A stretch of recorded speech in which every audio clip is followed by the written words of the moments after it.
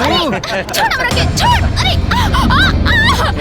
अरे कहाँ जाइबू हो पसीना निकाल के? अरे हेने आवा ना तने हमरा पास। अरे भागो चलो, भागो भैया, बहुत भागो, दौड़ा दौड़ा दौड़ा के मारी, चलो जल्दी भागो, भागो।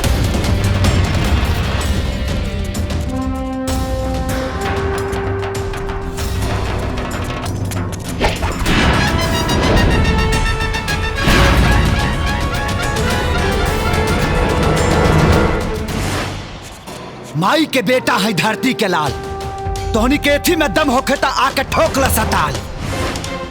कमजोर के सहारा है तहनी के काल, गांव भटपुरवा नाम हा गोपाल। अरे जो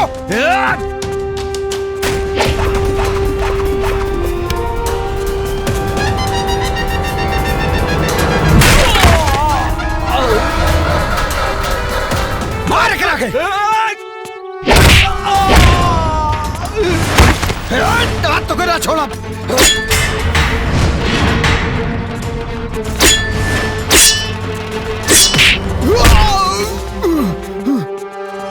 भैया हमरा के बहुत मरला सही।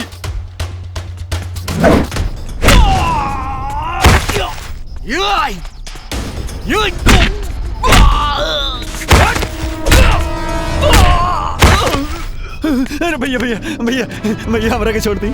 अगर दूसरा के बहन बेटी के इज्जत करबे तो गांव समाज में इज्जत पाइबे, अगर बेइज्जत करबे तो हर वक्त हमर लात खाइबे, बुझाइल ना?